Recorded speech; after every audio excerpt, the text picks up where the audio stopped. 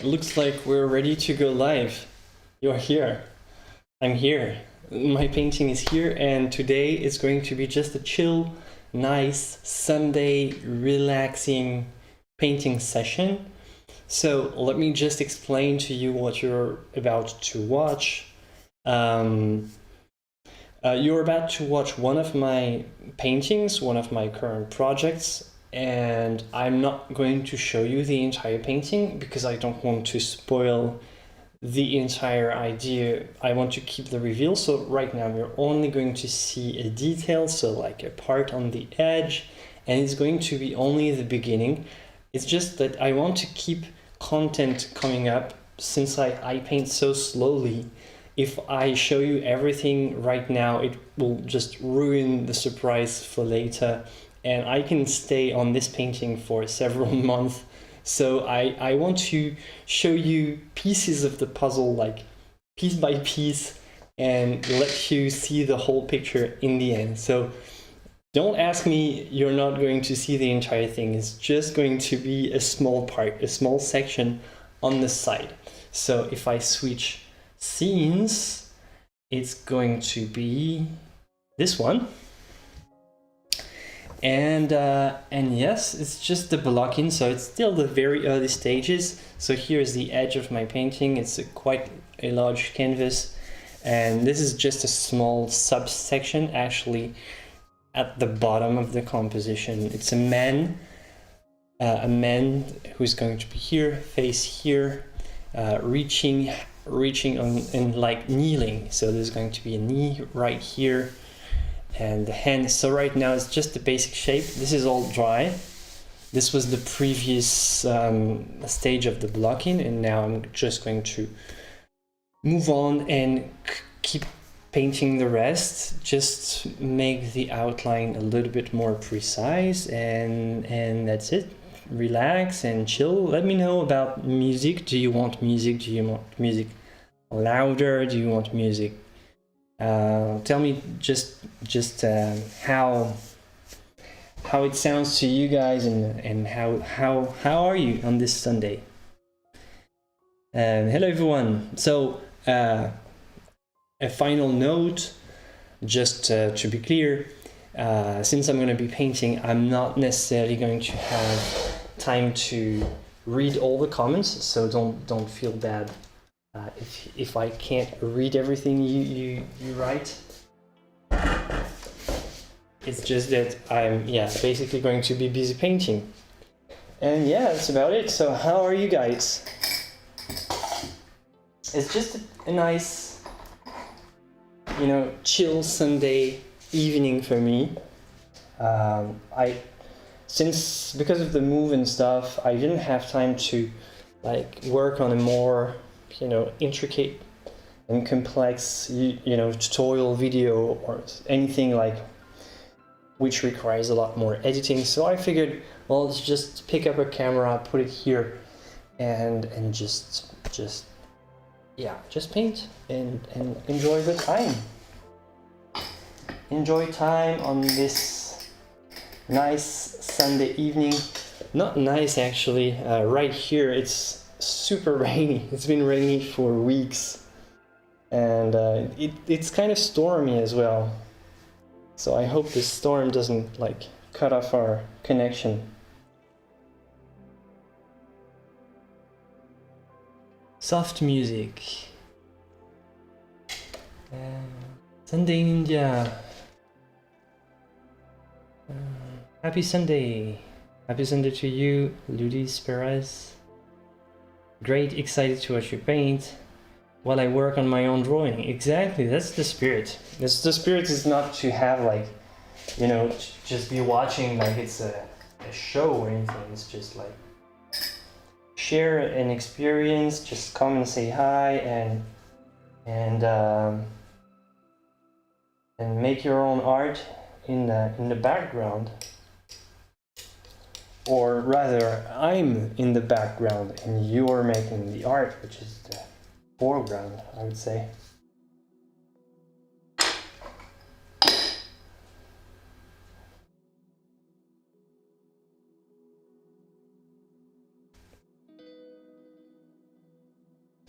Hi from the Netherlands. Hello, Netherlands.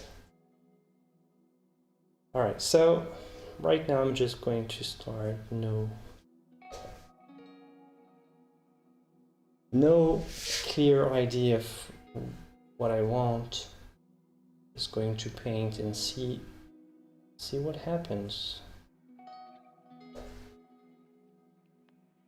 Do you want to see my face all the time or not? Because I can hide this camera right here. I can turn it off so that you only have the view on the painting. Maybe I also do that so that you can focus more on the painting.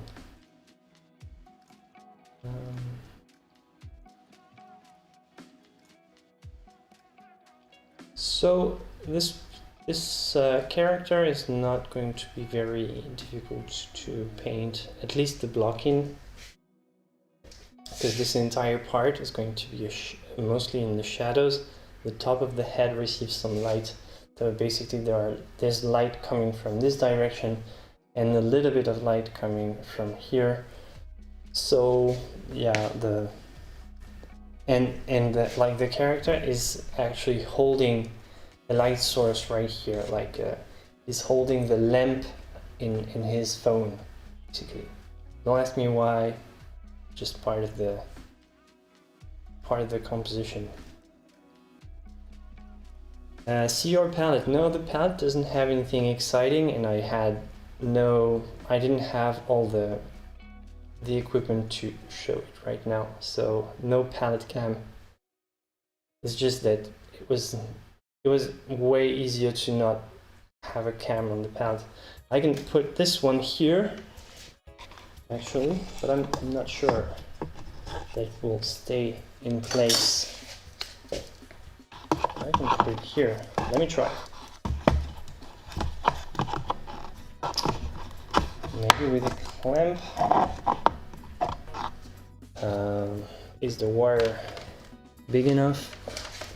Let me turn this off just so that I don't give you seasickness while I'm doing this. Okay, so how do I attach this? How does it look?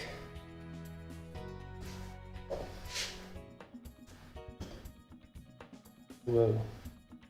Not very stable, but... Ooh.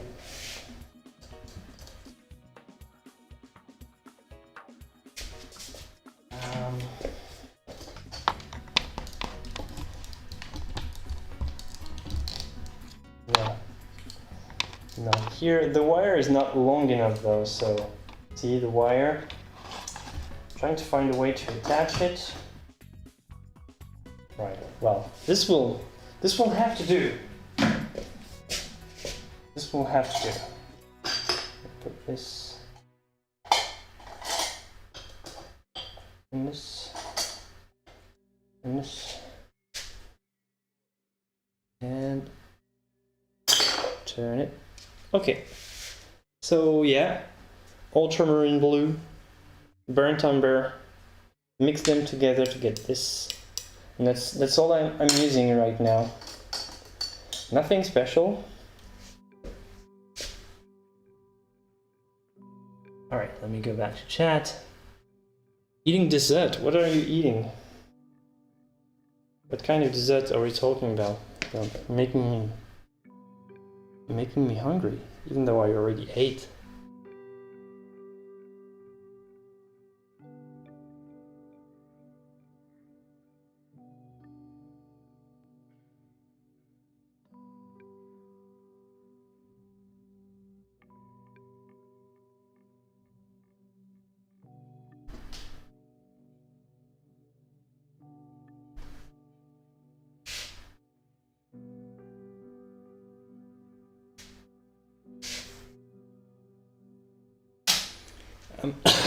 Am I using paint thinner? Yes, I am. Just a little bit. Just mineral spirits.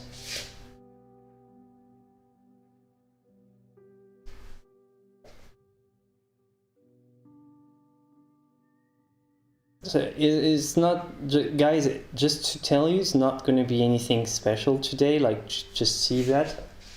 It's going to be some pretty pretty unremarkable, unexceptional painting, because it's just this kind of stage of the painting that's not really exciting or anything. It's just like I didn't have anything else to show, so.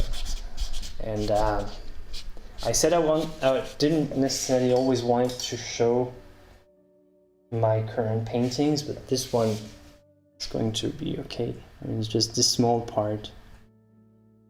But yeah, of course, it's not going to be anything. Not going to be anything great. Just some content to hang out together. Oh, sorry, the mic is right here as well, so I need to avoid touching it, or it's going to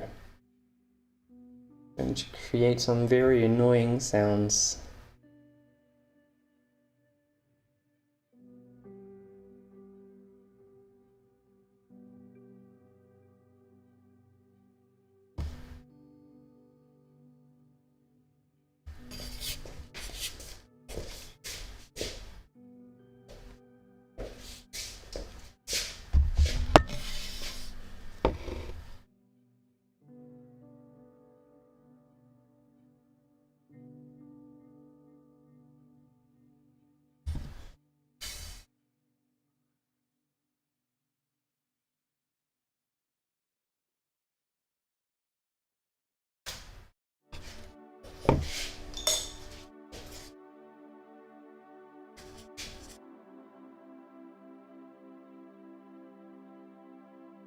Salut Florent, bonjour de Bretagne, pendant que j'essaie de faire un portrait du monstre de Frankenstein. Eh ben bon courage.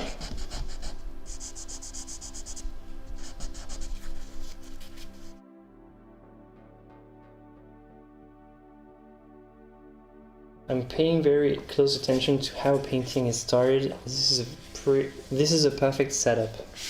Yeah, pretty much. But my way of starting is not necessarily anybody's preferred way. But it's a pretty straightforward one.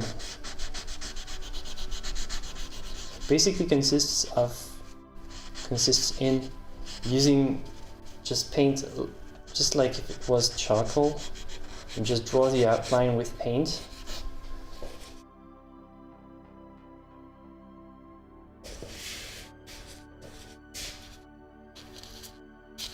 Because I don't like using anything else. Like, you know, you can start your painting with charcoal, with graphite. Colored pencils is actually something that I recommend if you want some type of pencil, but you don't want graphite. But I like using paint straight away.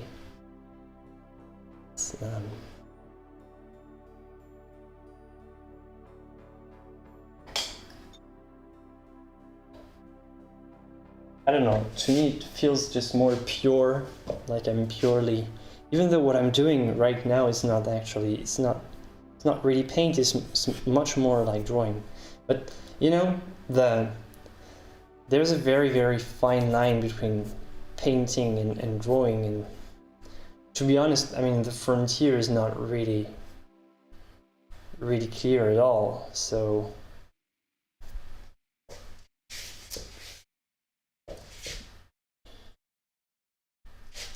yeah, really, well, just like you guys in chat, what do you say is the difference between painting and drawing? Where is the difference? Like, you know, is pastel a painting or a drawing? And is ink an ink painting, ink drawing? Is it ink? Is it a drawing or a painting?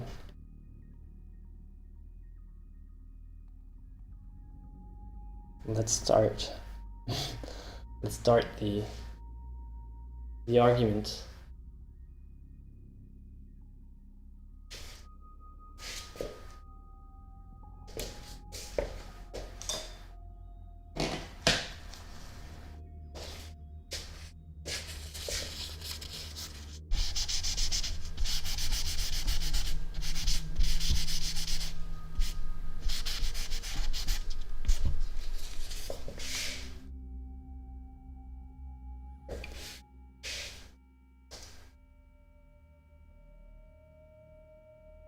Do I prefer to have a white coat of paint at this start? I do prefer to have this sort of like wash in the background, so, but yeah, before that I have to start with white. So I don't use black gesso, for example, which is something that it exists. So you can use black gesso if it's your thing.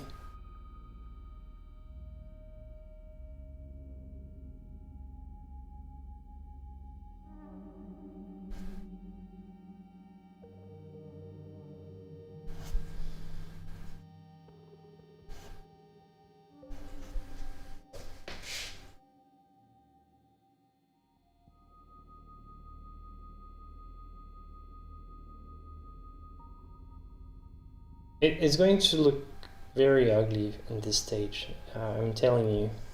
You're expecting something nice, you are going to be disappointed. It's going to be a very... It's going to look like pretty much just like a sketch with just a basic, kind of a basic outline of the character. Nothing really special. But it's still it's the very early stage, so that's quite normal.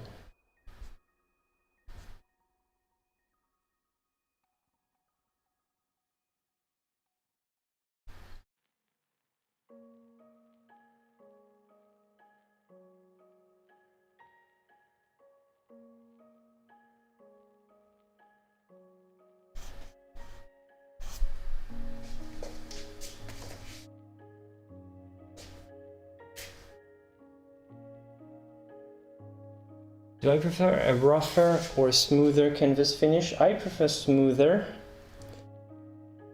but not too smooth though. So I've never like, you know, some people really polish, they use only panels, for example, and really polish it with a lot of gesso and sanding. I'm not like this. I do use gesso to try to make it softer, which the only thing that I don't like, it's not really about rough or smooth. It's just that I don't like that linen, like when you buy the rolls of linen, or even like pre-stretched, it's just too uniform. The texture is like, it's always straight lines all the way, and you have this, I don't know, it vibrates, it buzzes, and I don't like it. I prefer to make it uneven by adding my own gesso, but freehand, to make it more uneven and create, I don't know, more accidents on the surface, I would say. Alright, so what about the drawing versus painting? What is drawing, what is painting, you guys? Let me see. Let me see what you guys have. For me, painting is when I can say, okay, no problem, I can correct it without deleting. While drawing is, I have to restart on another support. I don't understand this point though. Long filbert ivory brush. Oh yeah, it's a rosemary. I don't like this one. Really don't like this one, but I'm using it like it's funny that I use brushes that I don't like at this stage, because it's kind of hard for the brushes. This stage is a lot of scrubbing sometimes, especially when I implement shadows. I do a lot of dry brushing. For example, I can do this. See, and this is pretty hard for the brush. So I try to keep brushes that I don't really like that much, unless I need them for.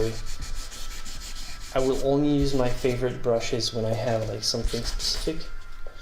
But congrats on spotting the brush, the brand, and the brush type.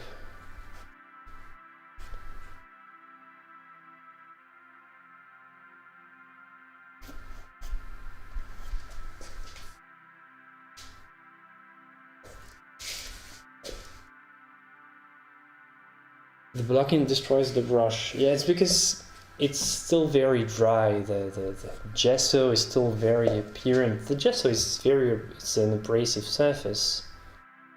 And you don't have a lot of oil to make everything slick and just slippery and, you know, just like oil, basically. So this stage can be a little bit hard on the brushes. So generally use brushes that I don't care that much about. It's not good advertising for Rosemary, but their brushes are good. But I don't like this one, at least the ivory thing.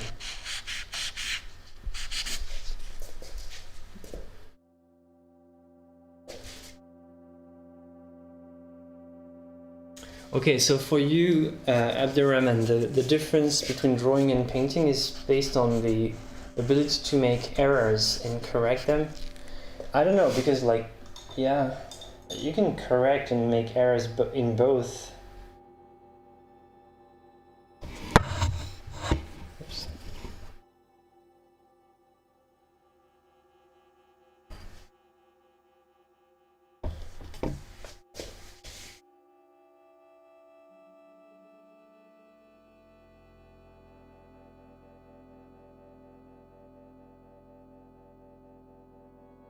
I prefer painting my subject first so I can see what it will possibly look like and delete anything I don't like. Then I get on with the painting. Paintings in the start always look ugly. Yeah, well, it's like sort of a preliminary stage. It's just like, yeah, just like the skeleton of a human body is not something pretty. It's kind of, well, you can consider that there's the kind of beauty of harmonious organization, but still it's not, it's hard to consider that as a sort of a beautiful thing in itself, but it's what's holding everything together, basically. So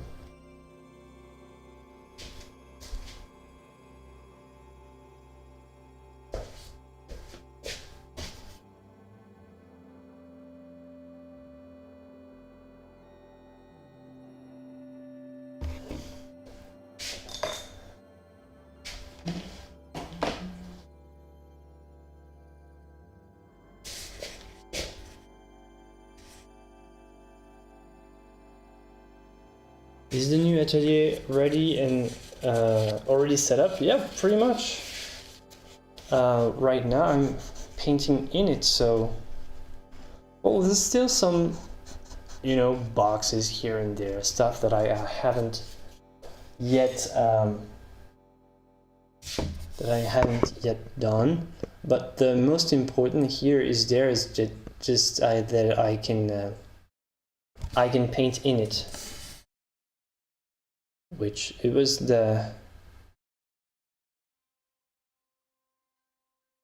my goal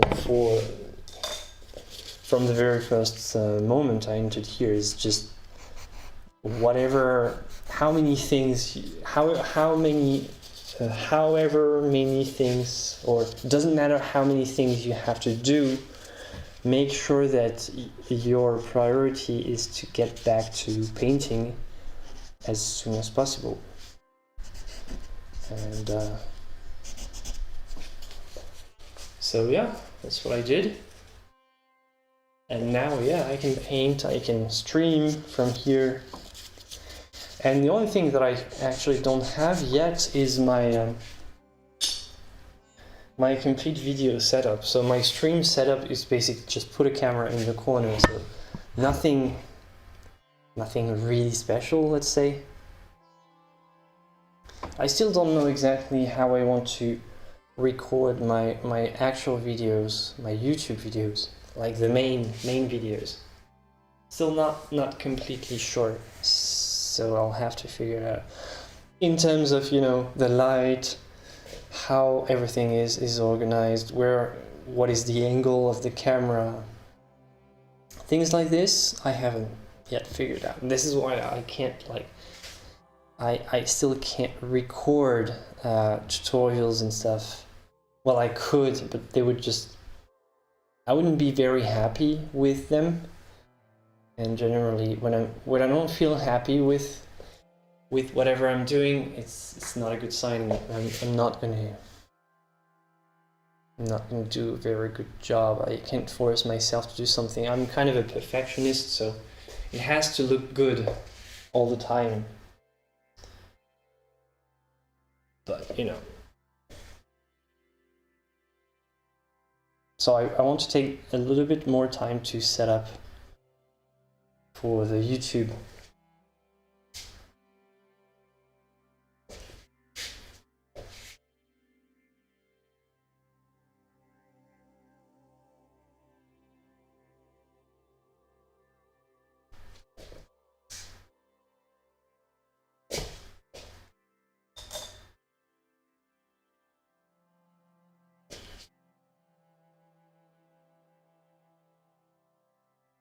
I started to paint at age 48 and finished my first oil painting portraits, my first portrait in oils here.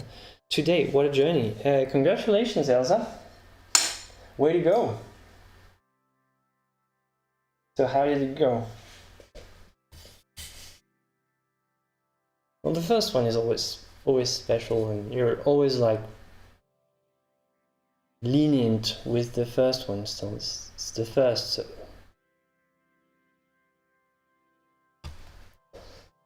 and always like accept a little bit more mistakes than usual.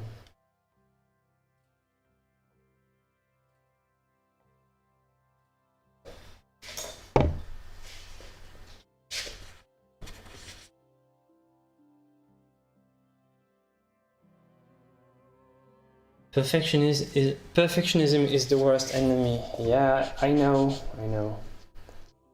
But again, this is also like how you make good work, and like people notice good work and they appreciate what you do because you were a crazy perfectionist and you made everything as good as possible.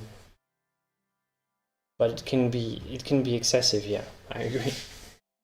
Trying to be perfect sometimes avoid you doing anything. No, it never avoids me doing anything. It's just like postpone it. So that's I would say that the excess of being too much of a perfectionist is that, well, it stops you from doing anything. And that's like, yeah, actually, I do agree. This is the worst. Because it stops you, so you do nothing.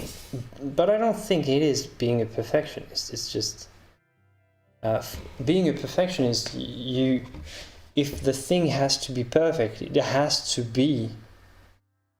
So it has to get out sometimes. It has to happen.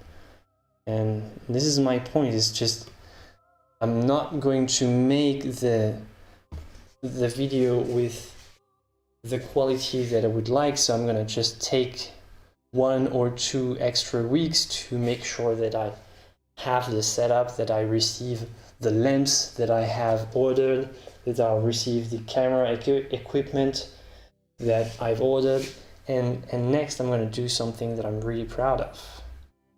So I think this is just borderline excessive, but it's not.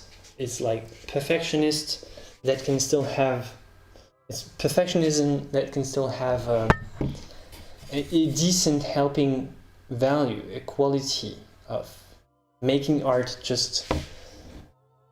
or making work that's just a little bit better, even though most people will never notice the extra effort that you've added.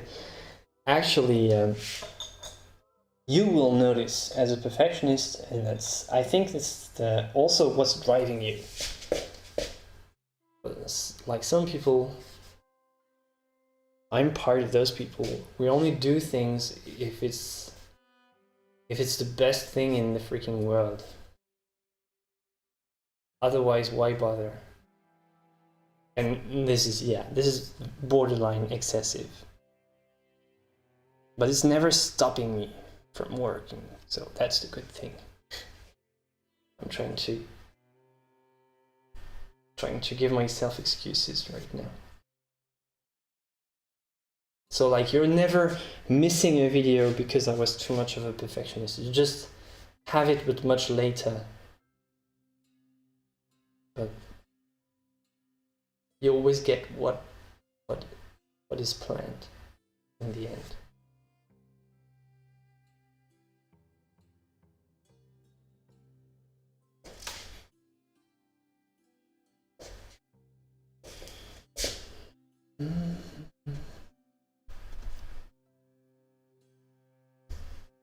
See, for example, for this part, I'm not going to be a perfectionist at all, because I mean, if I really were too much of a perfectionist, I wouldn't show this part. Wouldn't take the risk of showing this live, because it's kind of an ugly mess.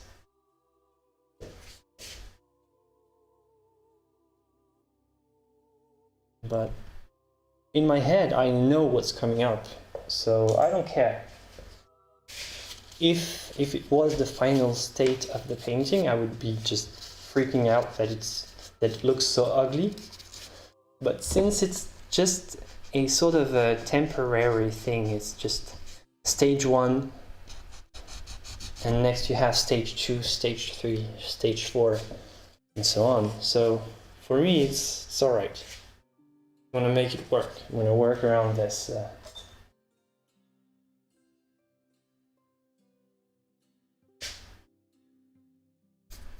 So all of this part of the face is actually going to be in the shadows.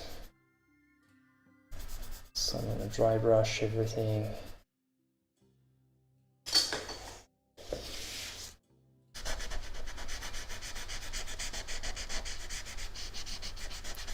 Just a little bit of paint, just to visualize where the shadow begins and where the light ends.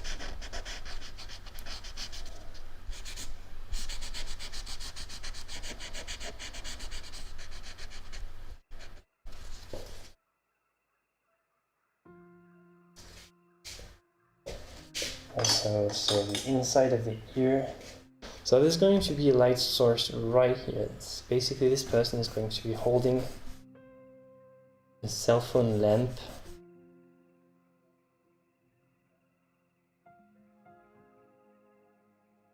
Which is going to add, you know, a tiny light source here, pointing in this character's hand right there, which is going to bring a sort of tiny detailed focus on the corner of this composition.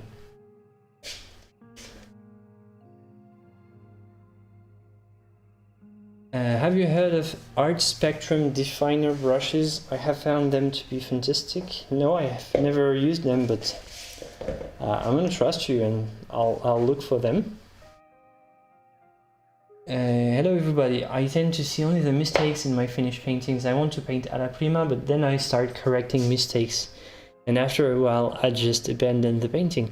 No, you have to, sorry about this, but I think you need to avoid the a la prima method for a while and accept, just accept the idea that you'll make corrections and make the corrections a part of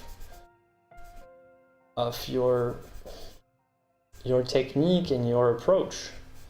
Just learn how to accept the corrections and deal with them. And the corrections are an integral part of painting. It's not like music. Like, the musicians have to repeat until they make no mistakes anymore. But the painters, we never repeat. Everything we make is unique. But we have a little bit more time to make the corrections, which is good. And when you paint a la prima, you paint more like a virtuoso musician, which is like you have one one go and everything has to be done to perfection. But if it's putting too much stress on your shoulder and if it's ruining your painting experience, just enjoy and embrace the mistakes and learn how to make the corrections a part of the experience. Because it is. There's too much of a focus on alla prima. Alla prima doesn't have to be like a thing. You're not a purist, you're not a pianist. You don't only have one audition. You can take years to make one painting if you want, so just use this extra time that you have. Don't be a pianist.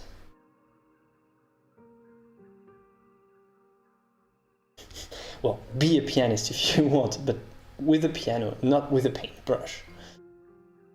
Piano is awesome. I love music, but it's just, you should never confuse the two arts. They're not the same.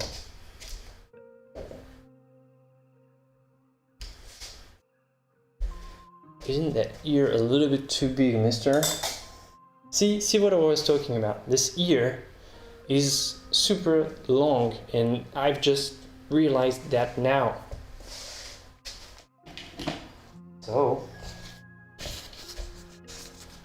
just make the corrections.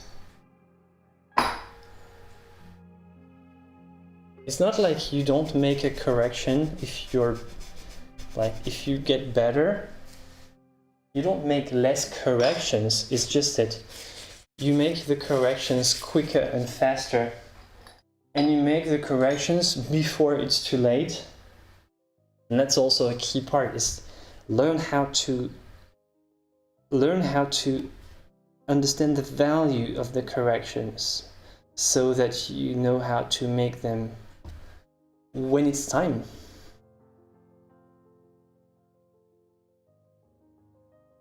Simply.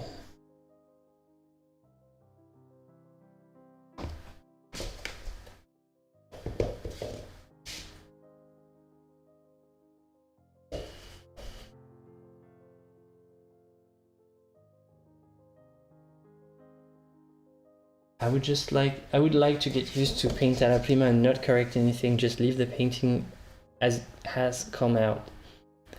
Yeah, it's okay, but you have to be a virtuoso, just like I was saying, just like a musician. You have to repeat until you can paint alla prima. But I would say that the alla prima also reduces the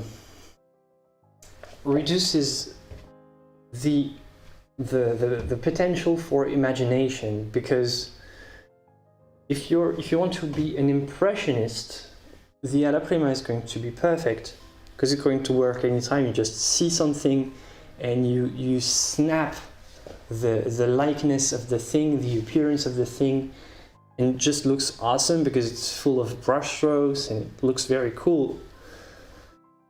Okay, so that's good if you want to paint a flower, a landscape, or even a portrait of somebody. But if you want to paint something from imagination with, let's say, a huge canvas, then alla prima, it's fine. But at some point, if you need to add some imaginary elements, if you need to add some, I don't know, whatever, some invented characters like what I'm doing right now, you have to get rid of this alla prima obsession, because it's not going to help this type of thing. So yeah, it is a good approach. It's a virtuoso approach, and I think painting alla prima is what resembles more the approach of a musician. It's like you have one shot, and you need to make everything perfect in one shot, just like a musician with a piece. You can't make any mistake. You can hit the bad note.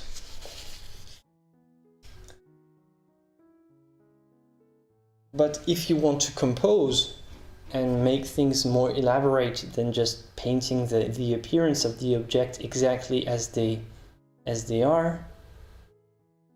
If you want to add more elements that are from within yourself and not from only the appearance of the outside appearance of the object, then the alla prima is not going to help you anymore. It's limited to painting what you see. It's limited to impressions.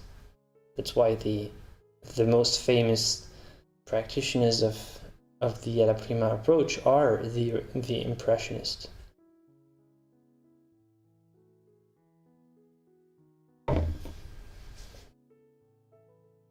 But, you know, impressionism is cool, so.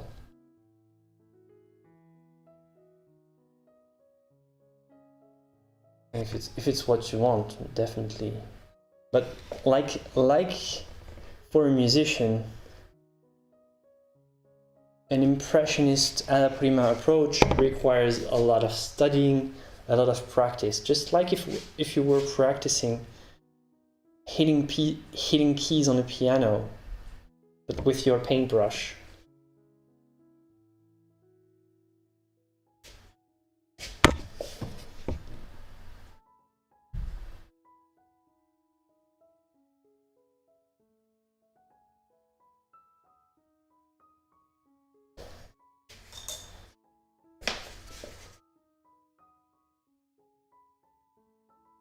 How do you feel that a painting is done and ready to be art?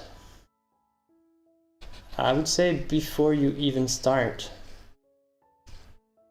You have to visualize the final thing and think that it's worth showing.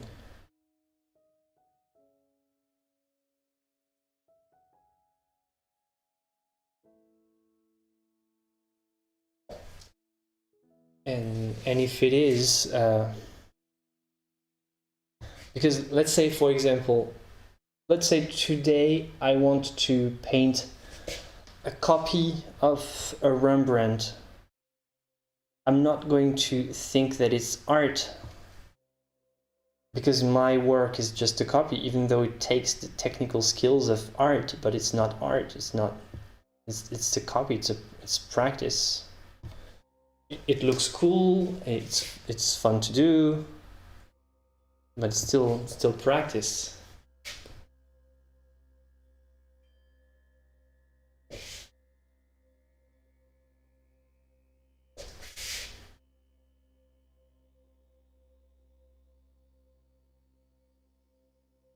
Bob Ross was correct in saying we don't have mistakes, just happy accidents. Yeah, pretty much. Pretty much.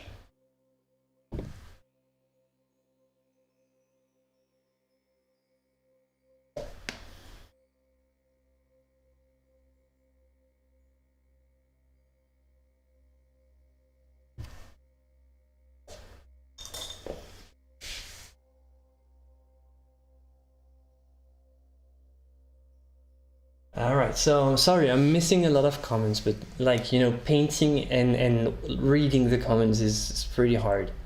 Alright, do you play any music instrument? I do play, but I'm not a musician at all. I do play just by ear. I hate reading music sheets, but I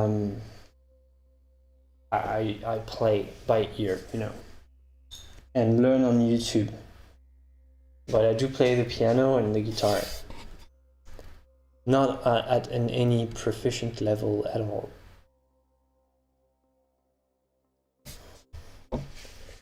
And I would like to play more, but you know what I'm mostly interested in is composition. So I don't know how to play the piano, but if you give me a piano, well, I don't know. I know somehow how to play. I know basic chord theory and like basic harmonies.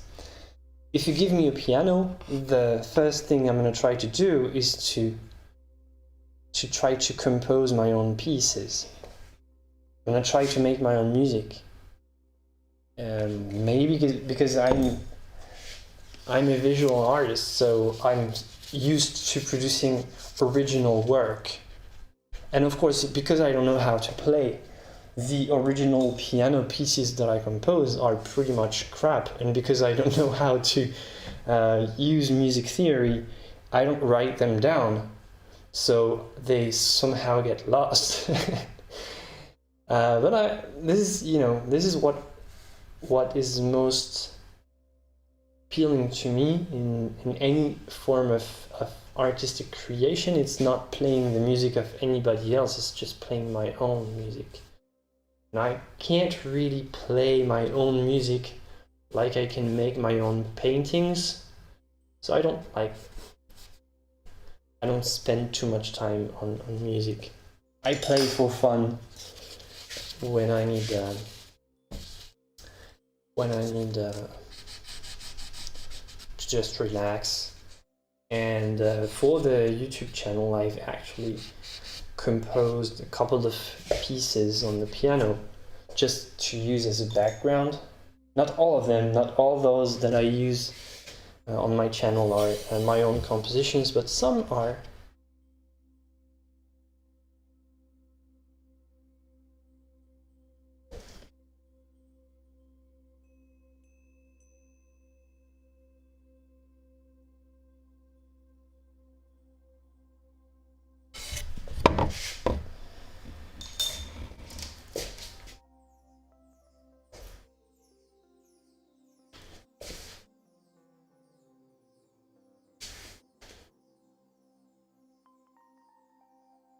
Check the focus here.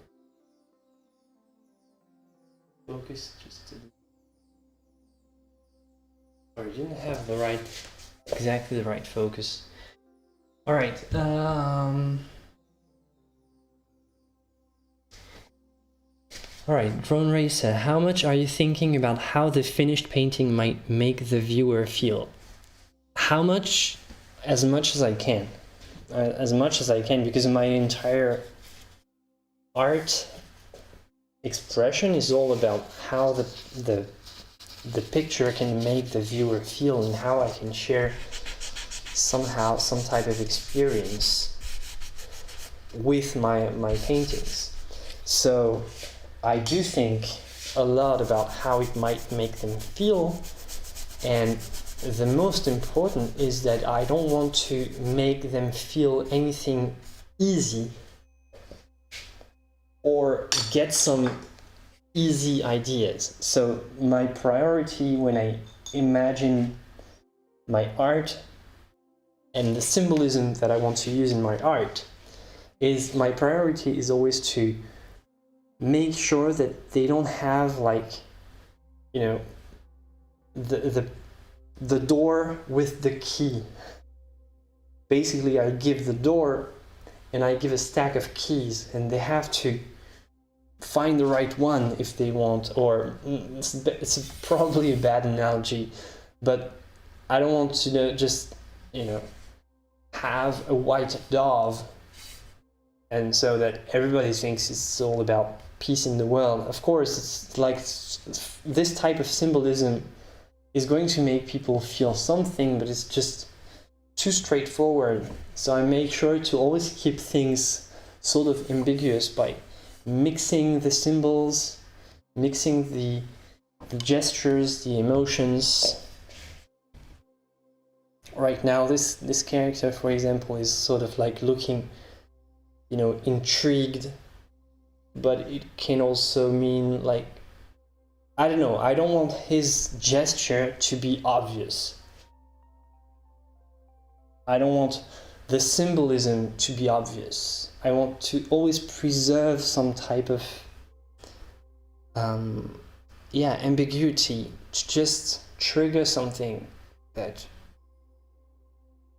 the viewers will not necessarily know exactly how to react to the painting from the very first look, and they have to look a little bit more into it.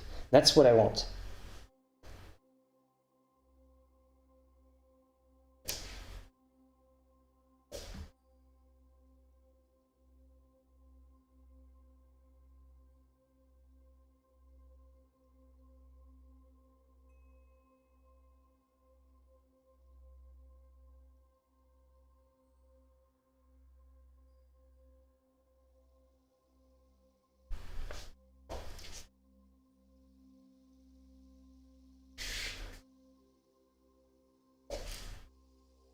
Is your intro something you composed? Yeah, the one that... Dun, dun, dun, dun, dun, dun, dun, dun, dun. Yeah, this one I composed. I'm always using this one because at least it's short enough for my intros, and it's copyright free because I do own the copyrights, though I never have them. Don't tell anyone that they are my copyrights, but nobody's well, anybody basically can use them. My songs, they're not like registered or anything, so it means that it's basically my music, but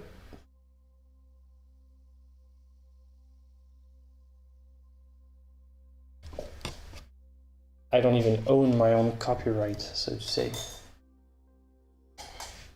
But at least YouTube is never claiming this one.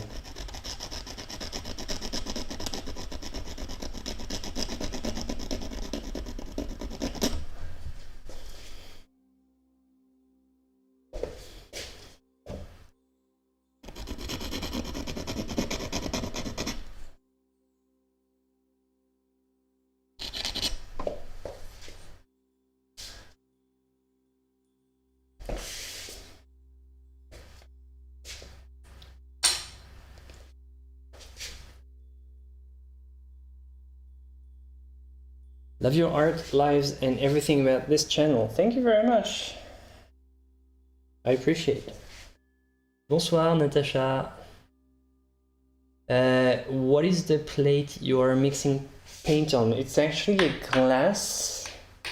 How do you call that? It's just a glass surface. And it's actually one of the shelves that were inside my... how do you call that? Like bathroom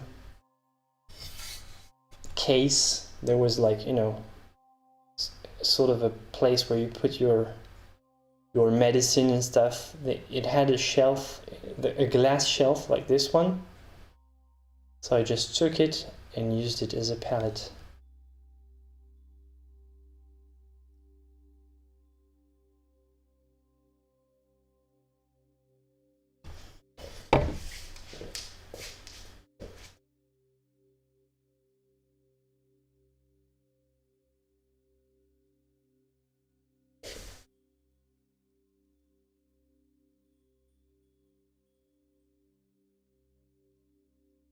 This man looks like Geppetto. I've always dreamt him like this. All right, if you say so.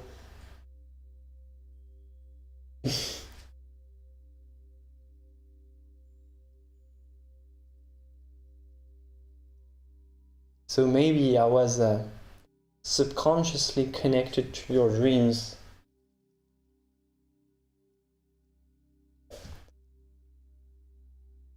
And I just blatantly copied your mental picture of Geppetto.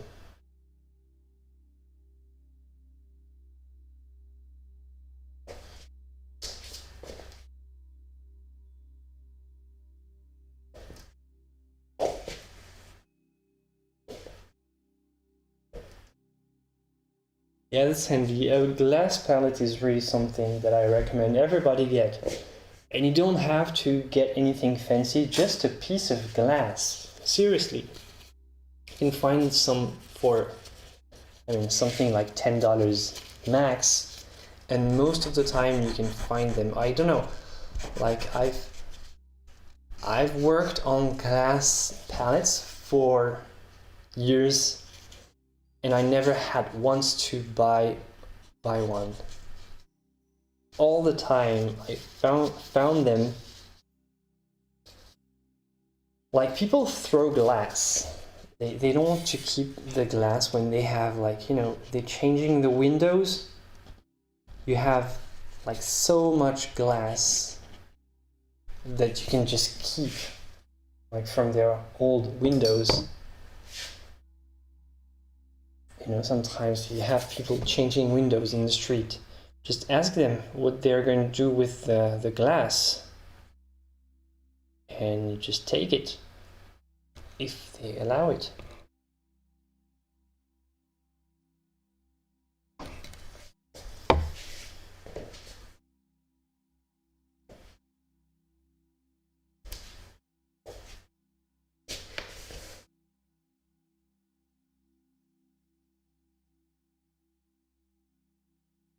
Hi, love your work and the channel. Just a quick question: do you normally use a canvas with a coarse weave, or finer? Generally finer. I don't know if it's a normalized, standardized grade. I use portrait grade, which is pretty fine.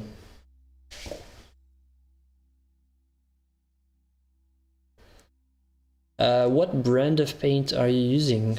I use mostly, right now, I don't know. Well, I do know. This one is Winsor Newton. This one is Blocks. But my my go-to brands are Winsor Newton, Lefranc Bourgeois, and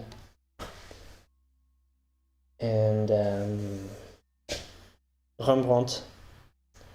Talents Rembrandt.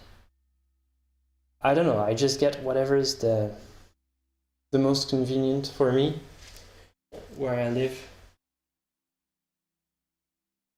These brands are just easier to get where I am.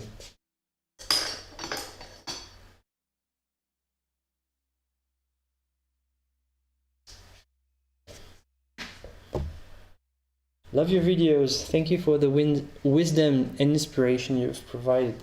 You're welcome. It's my pleasure. You know, I always say every time I inspire someone or give someone new motivation to paint again or to start painting, I win on all the fronts, because, well, it means that there's just going to be more art in the world, and the world is just going to be a little bit less ugly than it has to be, because one more person is going to be motivated to create something beautiful or interesting or intriguing or mysterious, or I don't know, you never know what kind of art people are going to make. But it makes me wonder how many people have learned how to paint with some of my videos, not all of my videos, and I'm not the only one providing this type of content, and how much art has been made thanks to the inspiration that I've contributed to provide with others, of course. And it's pretty cool, because I know that even if my content is not always great, and sometimes it's like, you know, you don't have all the responses that you could have, and like I can't just always teach everything perfectly, but at least it can motivate people and inspire people to just give it a try, and after that they can figure it out and produce amazing art. And it's pretty cool to know that I can be a sort of the person pushing you a little bit just in the beginning, so that you can after that just move on and do your own thing and create some amazing art.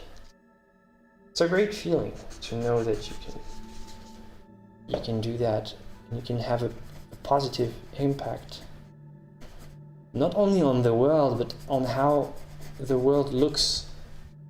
Because if more people make art, by definition,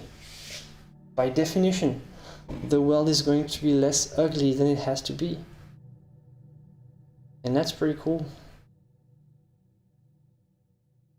I like the idea.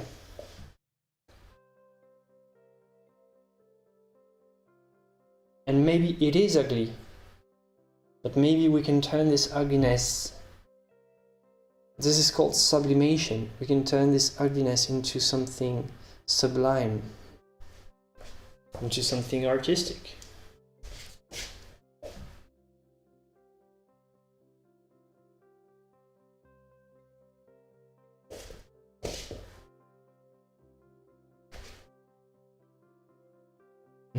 Art, I believe, is the way of healing from COVID, so thank you.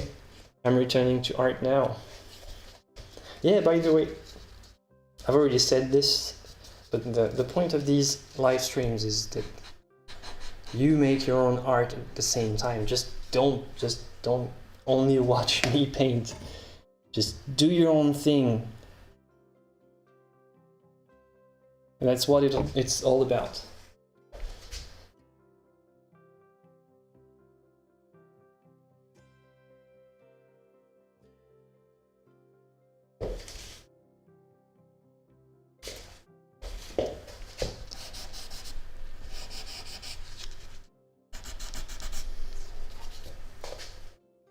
So please just put me in the background.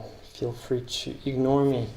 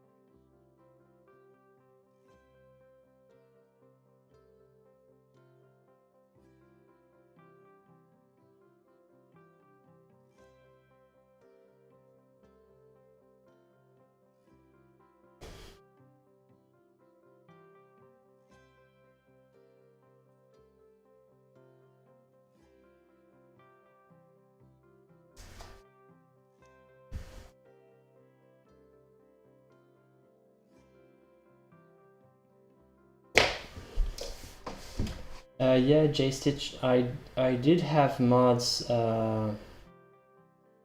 back then. They're still mods, but they're not here right now.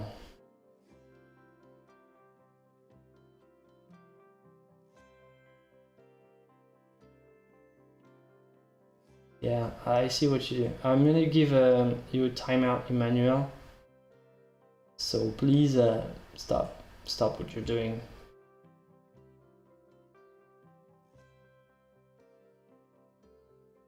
Yeah, sorry, I have to mod myself. My mods are not here. I do have mods, but probably since it's a sort of a new era, probably have to renew my mods.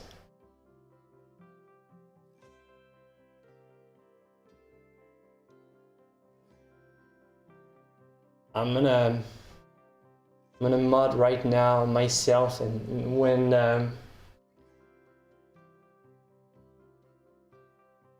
when I start getting to know you,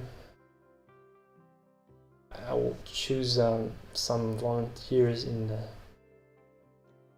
the people who are often here, and if you agree, I'll make you mods.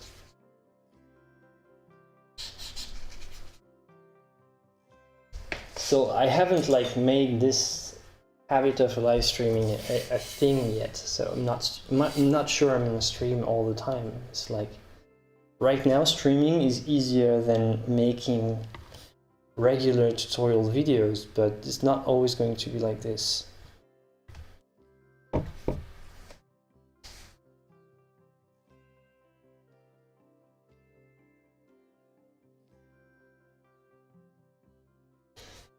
I'm drawing a kind of a scary mice hiding behind a snake, which is wrapping around the pot. Looks cool. Sounds pretty cool.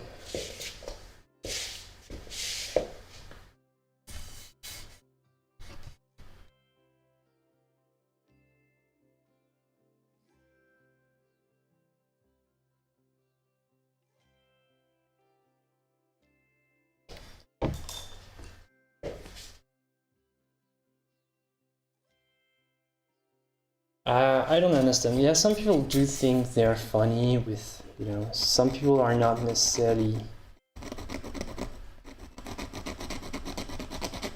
like, some people think they're so just hilarious and they're actually just lame.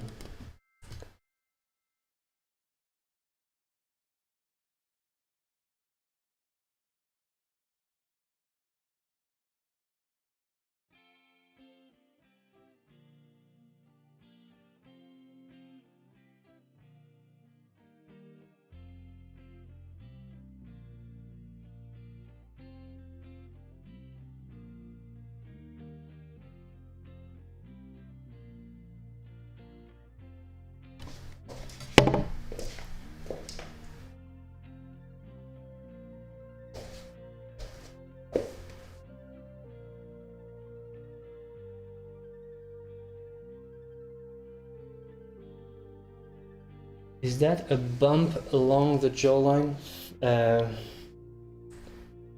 Fat, throat, or muscle here?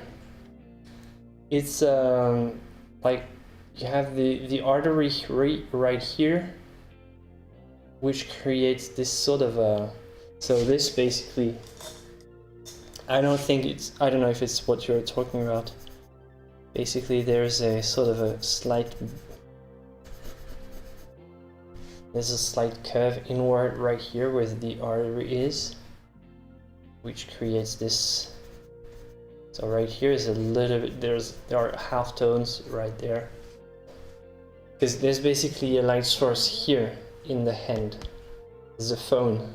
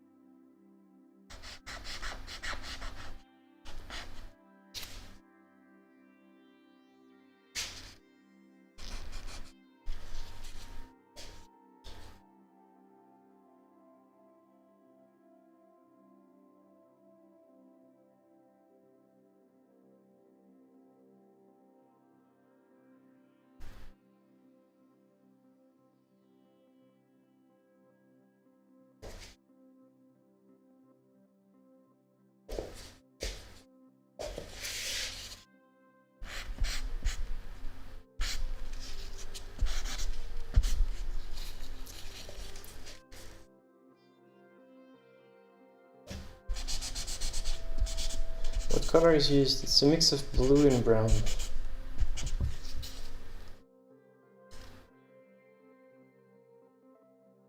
So burnt umber and ultramarine blue,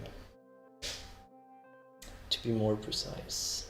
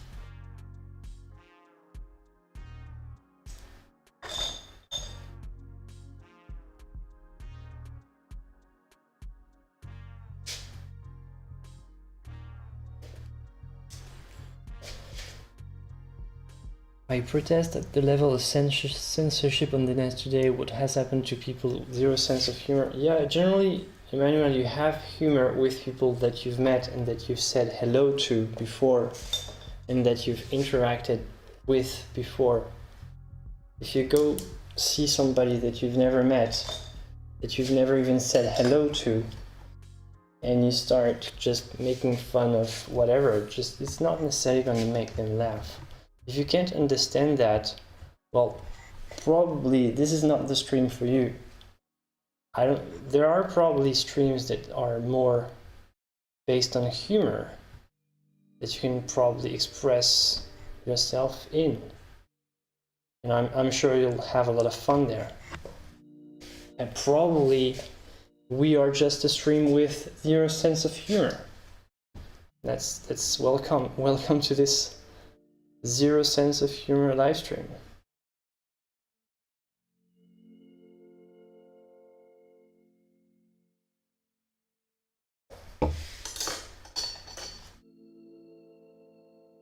But I hope that you can understand that you have to at least have some level of interaction with people before you start making fun of them. Don't you agree?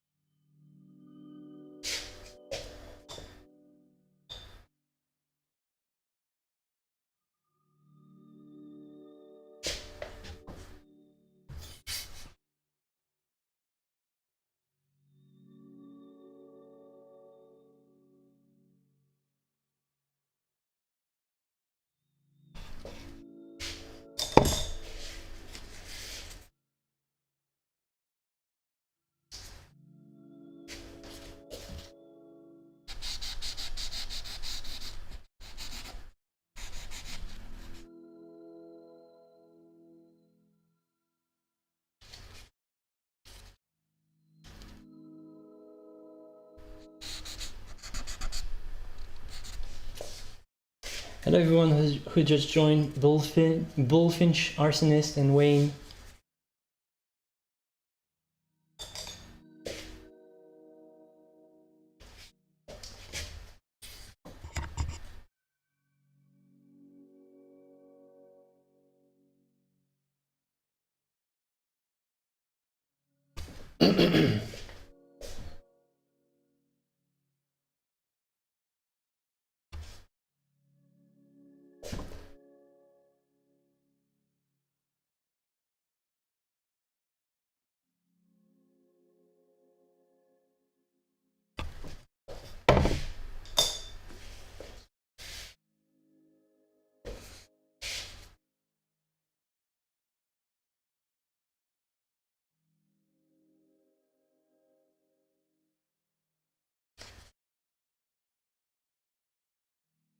Hi Faza.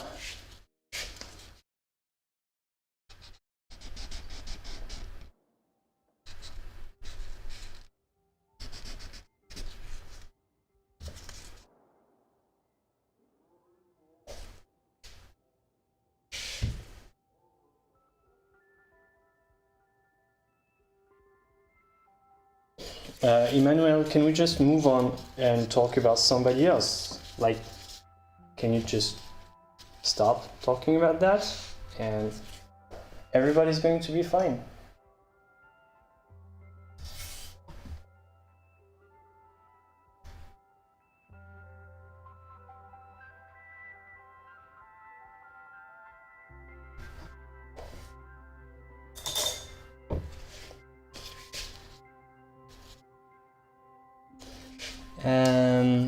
Who are your inspiration of artists or artists? Well, I think I should put this one in the description. This is one of my most requested questions. As I often say, I often respond with different artists, or I mean, the artists are very often in different order of importance, but still number one is always Caravaggio as number one.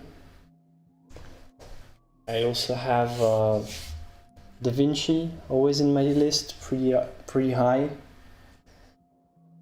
I often have Degas in my list, pretty high as well.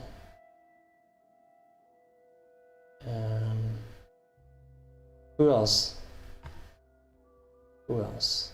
Why don't you in chat give me your favorite artists? And we can see, and maybe I'll remember some names that I also usually quote, but that I unfortunately have forgotten once more.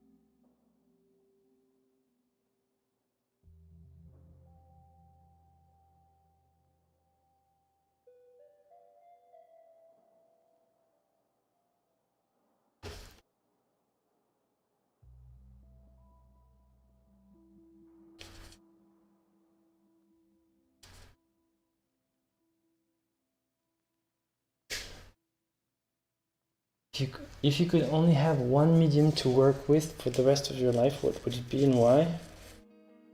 I don't know, it's difficult to choose, like, I mean, you need both. You need a solvent and you need a binder, so just one.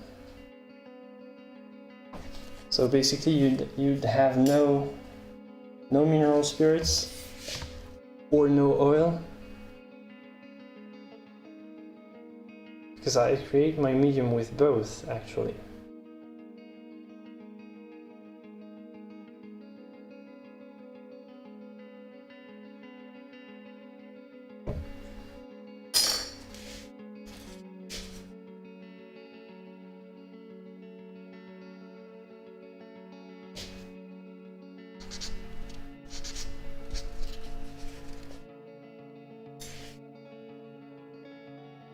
Alright, so let me see your favorite painters.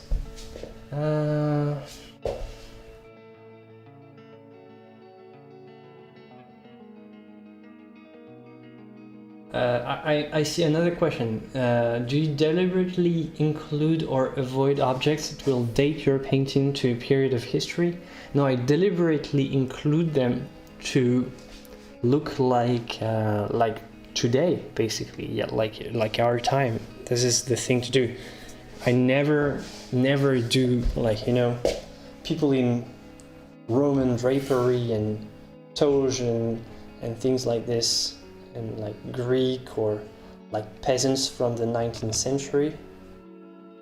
Like, some people do that in traditional painting, which is just horrible. It's one of the worst things.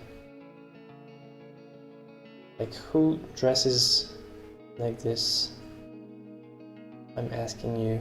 So people have to dress like we normally dress, have cell phones, because we all have cell phones. Like, right now I'm painting in 2021. Can you just walk out in the street and not see anyone with a cell phone within 5 minutes? No, so the cell phone has to be sort of included. It's part of how we live, how we experience life. Right now, if some type of drama was happening, some people would probably just pick up their cell phone to either try to record, or like this one, I'm using this phone here as a light source. So this is the what I'm going for, is include objects that will help people understand that this is all about our time right now. I just cannot paint about some other time because, well, you know, don't know any other time. All right, so I was trying to read your favorite artists. All right, Courbet, I like Baldini, Sargent, Zorn, Bouguereau,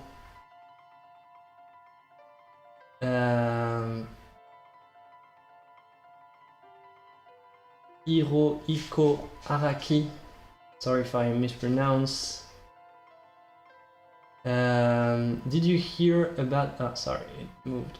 Did you hear about the Caravaggio painting Judas Kiss was found in a skip in Ireland? I've heard about new Caravaggio. I don't know if it was Judas, the Kiss of Judah, or if it was another one. There was also another one, like one discovered in southern France. I mean, it's pretty strange that they discover so many of them. Pretty strange.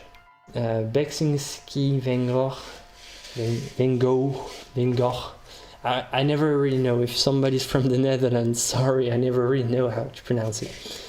My favorite painter and main inspiration was Rothko, but nowadays I don't make abstract paintings, so maybe not anymore.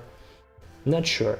Well, even though, like, even an abstract painter can be an influence for you, even for figurative art, because, like, sometimes you see in abstraction something that will lead you to imagining something figurative, just like you would see shapes in the clouds. It's just shapes of clouds, but you see, you know, a dragon, something like this. And it can be the same for abstraction art.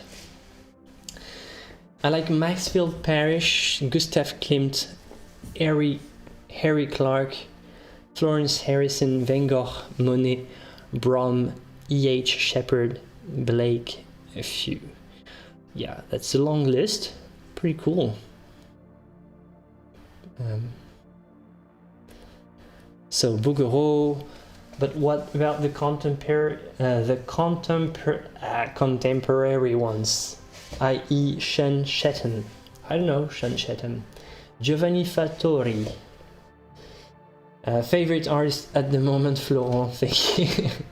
Thank you, I don't think I deserve it, but favorite streamer, probably. Sean Shetton, sorry, skipped ahead again. Bouguereau is the master of masters. I don't think so. Bouguereau was a pretty good painter, pretty impressive in terms of skills, but most of his subject matters most of them are pretty lame. I mean, it's just so boring. And he's painting masterfully, and I love his paintings. But gosh, these peasant girls, they're so boring and artificial. And some of his paintings are pretty impressive, like his Crucifixion, which is very classical, his the fight of Dante and Virgil in hell or anything is pretty impressive as well. But most of his paintings are just like pretty girls with little kids and or angels, and they're just my gosh, sometimes it's just like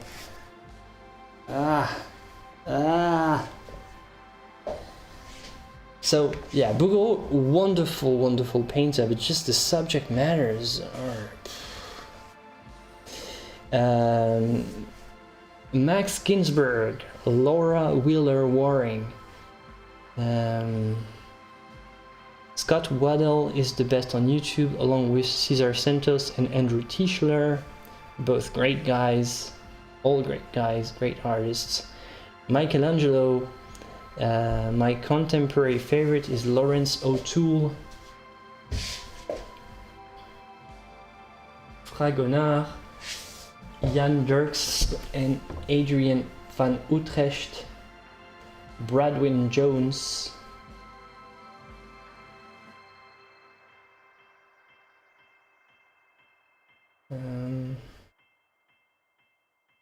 Damien Wow, I'm going to mispronounce this badly. Damien Leschocest.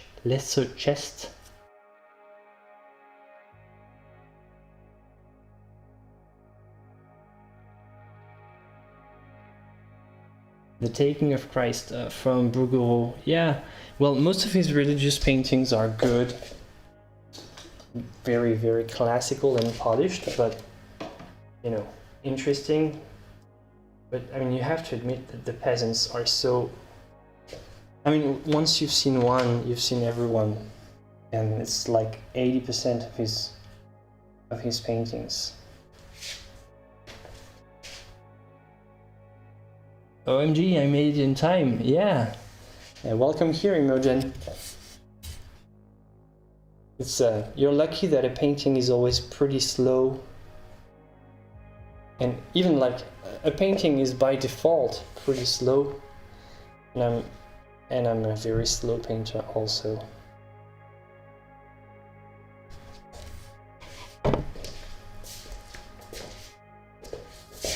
I'm not gonna stream very long still, so enjoy the time that you have left. It's almost an hour and a half. I think I'm gonna keep like painting for a couple of minutes, and then it's going to be time to say goodbye and see you next time. I'm gonna finish this hand. I'm going to finish the blocking for this part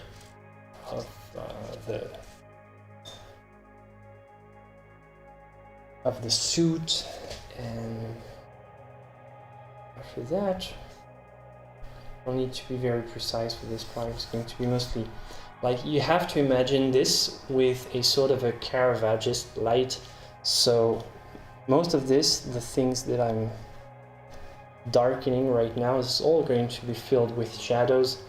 All this is going to be black, and so I don't need to be very precise, but I need to be quite specific with whatever is going to poke out of the shadows.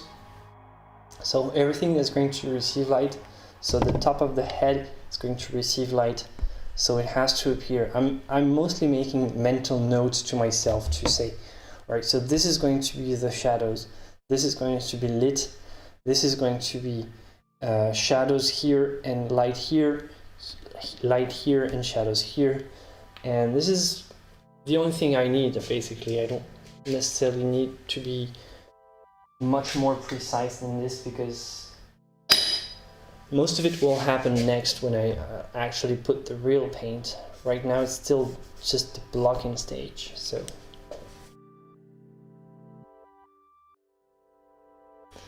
Yeah, exactly. I'm doing a chiaroscuro effect, so there's a certain level of details that I really don't need to worry about, because, yeah, technically it's going to be just covered with shadows.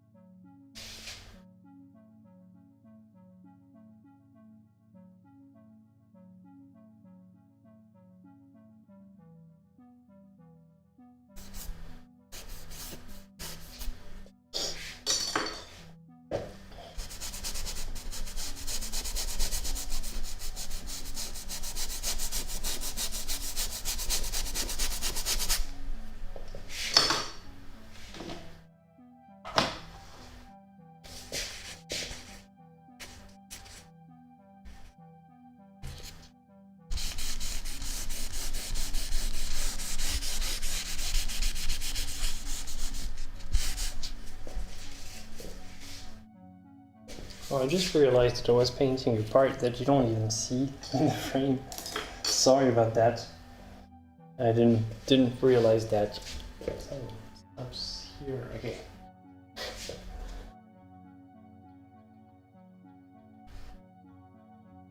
I was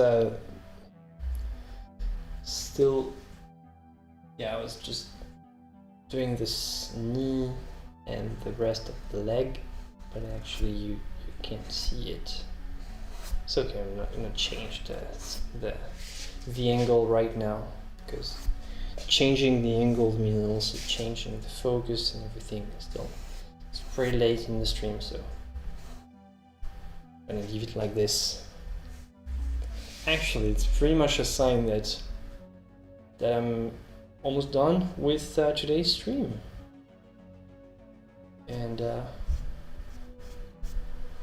And yeah, I think we're gonna end it on this note. All right. Yeah, I think this is good. Let's end it there. And thank you again for tuning in. I'll see you for the next one. It's just a relaxing kind of drawing session. I hope that I will make another one where I can read all your comments. I know I've missed many because just painting and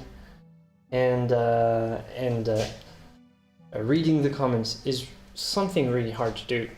But I'll hope I can make another more discussion-oriented live stream in the future. Let me know if you'd be interested, if you want to watch or anything. Thank you again for spending time with me on this nice Sunday evening. I'm going to tidy up very soon and clean up my studio and just enjoy the rest of the night. I'll see you for the next one, guys, and take care. As always, love and inspiration to you. Keep on painting, and I'll see you for the next episode. Bye.